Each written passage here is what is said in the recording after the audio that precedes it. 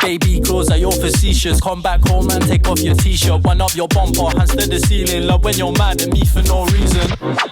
So here's a track that I released with Garage Shared called Bumper, and it features Munboy. We released this about 1 month ago, and since its release it's picked up traction, featuring on BBC One Extra, Spotify's algorithmic playlists like New UK Garage and UK Bass, also featuring on Apple Music's own playlists, and been played by DJs in great live venues. In making this track, I was heavily influenced by the work of Sammy Virji, Oppidan, Higgo, Jeff, Banquet, everyone coming up in that scene. However, the more I've been producing Garage, the more I've been able to perfect my own unique style, which is something I want to break down and show you exactly how I do. The chords.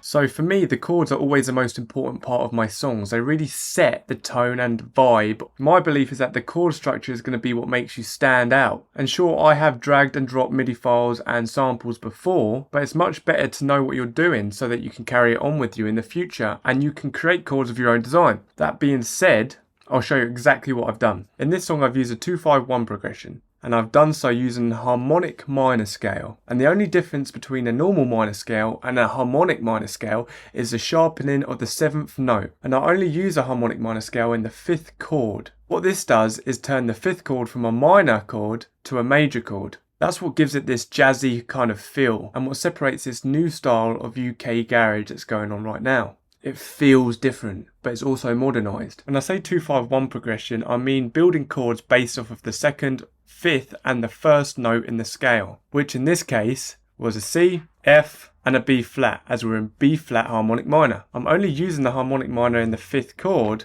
which in this chord progression is the 2nd chord in my scale. It's this chord where the jazzy and fruitiness of the progression really happens. So there would be no A in the minor scale, however we've sharpened the A flat to A to create that harmonic minor.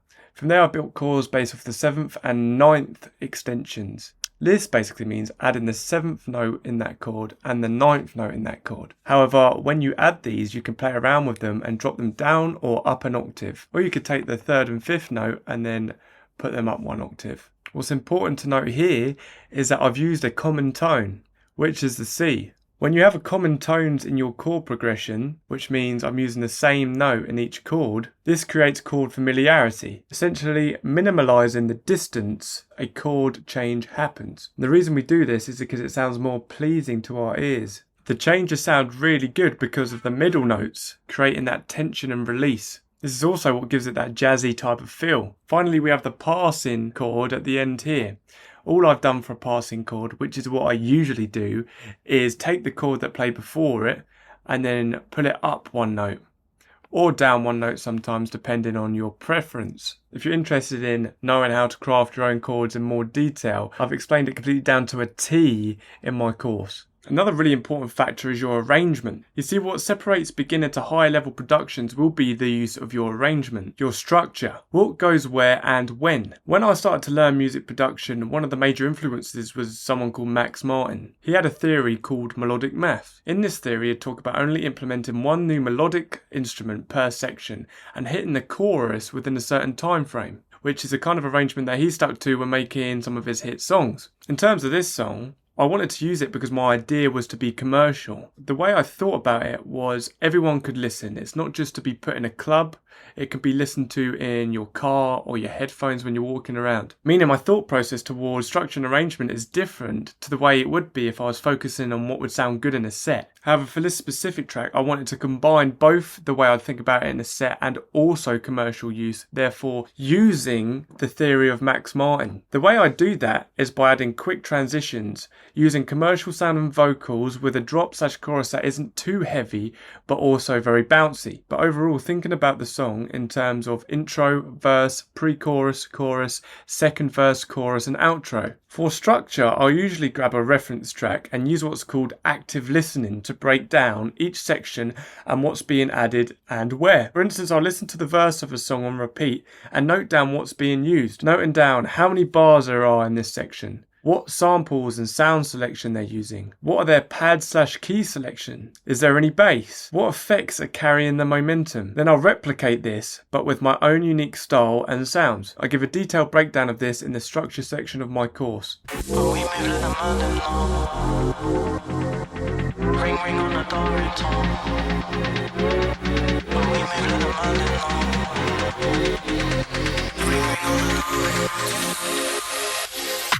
So for the verses and builds, what I tend to do is layer R&B style pads from Serum or other VSTs that may be also applicable, including Rhodes piano. So here I've layered a pad that has an octave down and partnered it with one that is an octave up.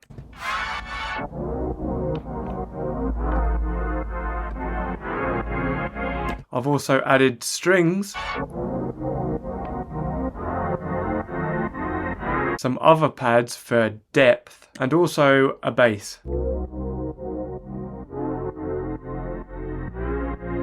I'm playing sustained chords as the chorus will be more active, and I want the chorus to feel that way too. So the best thing I usually do is simplify build/verses so that the chorus feels more impactful, like you're moving in momentum. And here I also have a sustained bass that's playing the root notes of the chords just to keep the momentum going, keeping it simple. Essentially what layering pads octaves, having a higher string element or drone and a lower element like a bass does is fill the sonic range of a song, which is all of the elements on the EQ spectrum. This really does depend on the outcome you want, but for this example, that's why I done it. In terms of the effects that I'm using on the pads, each individual track I'll roll off some of the lows, and that's to make sure that it doesn't clash with the bass. Another cool trick I like to use is the micro shift.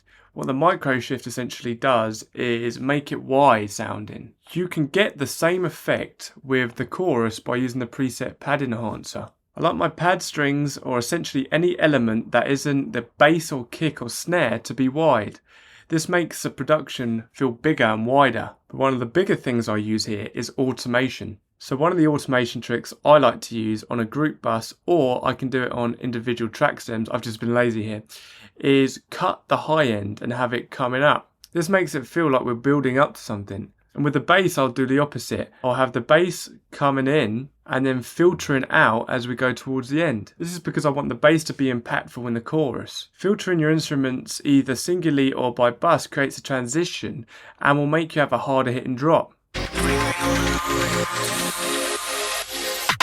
Baby claws are your facetious comeback. So you can hear the bass filtering out and then coming in, and it sounds way more impactful in the chorus because of that. The filtering techniques are the same as what Endless Smile would use, only Endless Smile adds things like delay and reverbs and risers and effects. One of the other things I like to do is automate volume as well, so that the instruments cut off sound before the drop, and this makes it more impactful. You can see here that the drop comes on bar 25, and I've automated the volume beforehand and a kick with its low end taken out. For the drop, Baby claws are your facetious. Come back home and take off your t-shirt. for the pads, I've used all R&B style pads. They're softer sounding. There's not any pads with that prominent high end that you could hear in the build. These are the same sort of pads that you'd hear in like a Daniel Caesar or Scissor. I really love R&B, and I love the cross and creative freedom I have implementing techniques to cross the genres. The only difference now is that I'm playing a different rhythm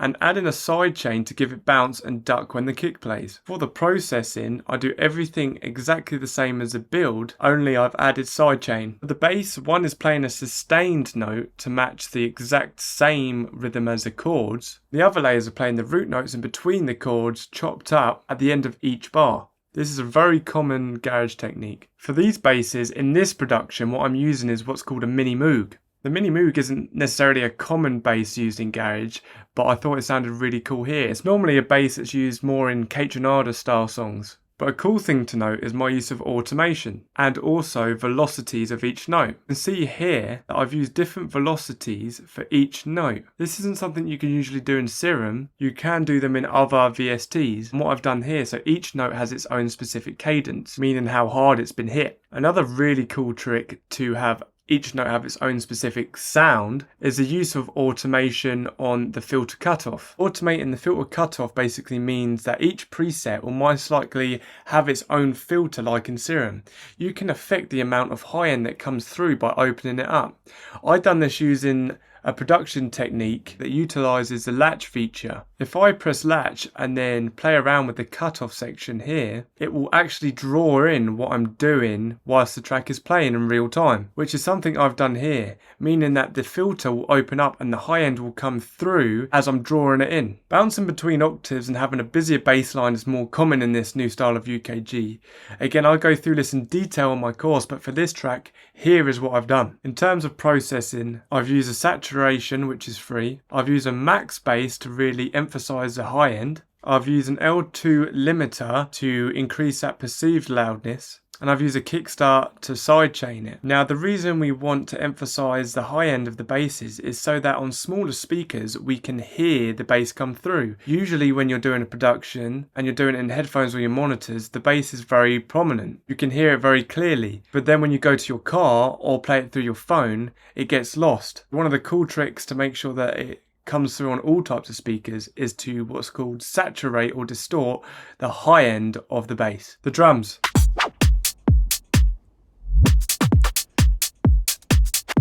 This is where the choppiness of the sounds are coming from. For this style, I've used a more common 4x4 kick pattern, which is used in house. I'm using a slightly heavier kick than I would usually use, this because I want it to be prominent. This was just a taste decision.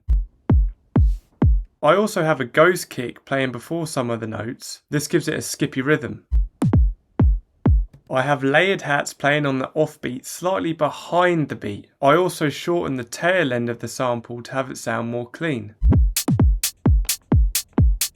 I've also used a fade tool to fade out the samples, because when you don't fade out the samples, a lot of the time you can get pops and clicks. When I was coming up and studying, the lecturers always used to really drill into us to use the fade tool on the end of each sample, including your vocals, so that it reduces pops and clicks. And this happens when you shorten the tail end of samples as well, because when you shorten the tail end, it's not ending in its natural position. It can create artifacts. I also layer snares and push them slightly in front of the beat.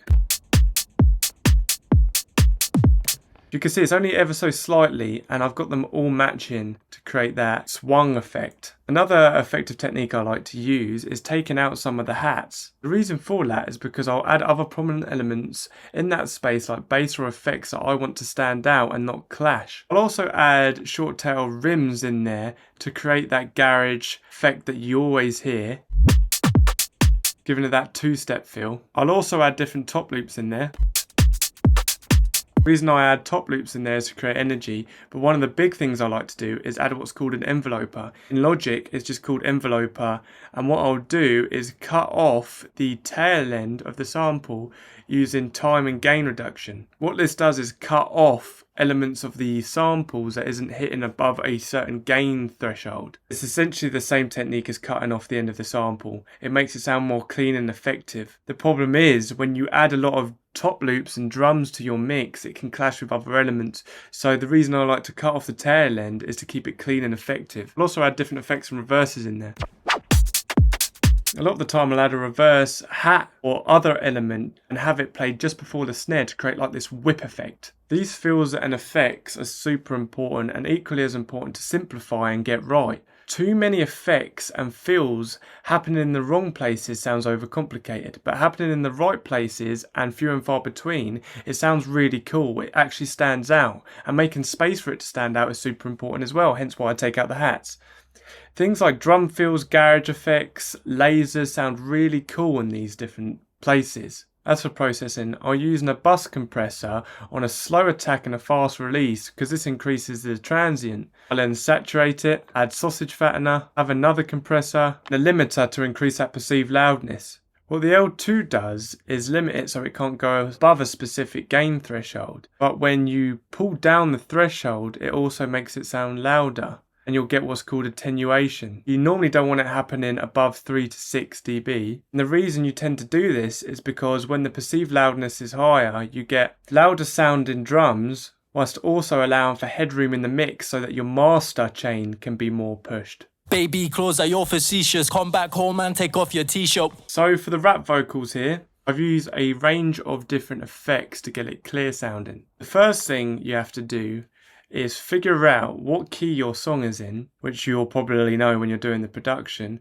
and then tune the vocals so that each note is playing in the right key. So for that I use Waves Tune, but also then top it up with this real-time Antares auto tune, which just catches any of those notes that are straying. I'll also add an EQ, and what you can see here is I'm slightly raising the high end, taking out some of the high mids, taking out some of the low mids, and cutting off the lows in general. Boosting the high end of your vocals will always make it sound more clean. It's called adding air. Then I've used a dream combination of an 1176 compressor and an LA2A. What these do together...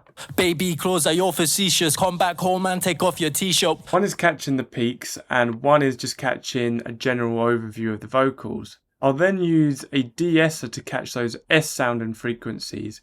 You can play around with what frequencies they're at by using the frequency knob here, and then using the threshold to reduce the gain. I'll add another compressor in there after that as well. Another channel EQ to get rid of the lows and boost some of the highs. I'll add saturation, and then this cool plugin called Fresh Air, which is free. This gives it that high end, it boosts those frequencies, it makes it sound really professional. I'll then sometimes automate a reverb in there in specific places where nothing is playing, and then again use the L2 to increase that perceived loudness. It's a large vocal chain, but you can replicate these things for free using your own DAW's plugins. On the vocal chain you can also see that I've used sends here, I've used 4 of them. What these buses do is allow you to send the signal of your vocals through to a separate channel to be affected on. It can allow for you to add different creative effects without affecting your actual main vocals. The reason we do this is because we want it to not interfere with the main section. We want to affect it separately so it sounds more clean. One of the things I like to do is use stereo width, and I'll do this using the UAD Studio chorus, but you can use any chorus. I'll also add a reverb. On a separate one I'll also add a echo boy, and on another one I'll add a separate reverb. I'll have one reverb for a short decay and one reverb for a long decay, both with different tonal elements. But one of the cool things I like to do, and one of the more professional things to do, is use a compressor after the actual effect. What you can do is go to the sidechain option and go to audio and then click which channel you want it to sidechain to. Meaning that if I click the rap vocal, the effect will only come through when the rap isn't playing. It will duck out when the rap's playing, making sure it doesn't interfere with the main take. As for the effects, these are mainly used in verses and builds, and I'll usually layer them with a white noise riser, snare build and a tonal riser. In between verses you can have the impacts as well play, which are also good for filling up sound and carrying momentum. How many different risers you want to use before sections is up to you. For this I just use 3 and keep it simple.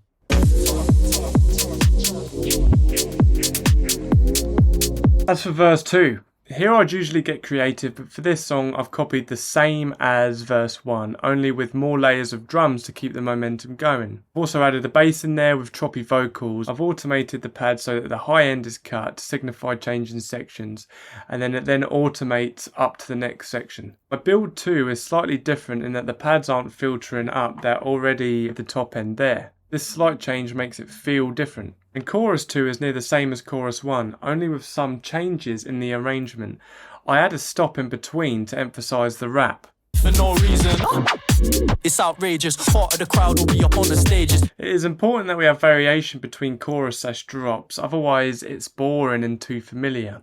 You can add change in many ways, including drum stops and changes, different chords playing, different chops and different elements. You can have vocal changes. There's lots of things that can be done to create emphasis on the different styles of drops. So if you've enjoyed this video, give it a like and comment. I'll link the course below. Some of the other thing I offer is one-on-one production classes. This will take you to a new level. I get a lot of DMs about my videos and production styles, which is really satisfying because it helps me know that I'm helping people. And some of the people that DM me are actually really good. A lot of the time, if I really like their style, I'll do a collaboration with them. There are so many producers coming out right now, and with the use of AI, it's going to be really imperative that you get yourself a leg up. One of the ways to do that is by one-on-one coaching and or doing the course. So thank you for tuning in. Are you someone who is passionate about music production, making house music, garage music, or dance music in general, and you'd love to make it and release it at a commercial and competitive level? Well, I've created a guide here that goes through every detail of commercial dance to a T, including structure in a song, starting a new track, crafting chords instead of copying them, instrument selections, drums, bass, sampling, vocal performance and vocal processing, ear candy and mastering. Now I remember listening to some dance music and wondering how and what these artists have done, and I've spent years developing and understanding this craft and developed this product specifically for you. Especially UK Garage, where I feel there isn't much help out there at this moment. But after listening to and applying these techniques, you'll be able to make dance music at a commercial, competitive level and get your music signed. This course makes it super simple and it doesn't matter what stage you're at. You'll be able to learn with little effort. I'm someone who's released music competitively to hundreds of thousands of views over the years, worked with producers and artists with millions of streams, released with labels commercially, and after this you'll be able to send demos that get noticed and are competitive. One of the added bonuses for the first 10 people that buy is an email list with independent dance labels who are always after new music. Now this guide is only £10 for the first 20 buyers and then £20 after that, so make sure you get it now. And I may take this guide down at some point as it really exposes some of the secrets of dance music and garage music that professionals have spent years developing. So you'll get a one-up on your competition for sure. The link is in the description and in my bio.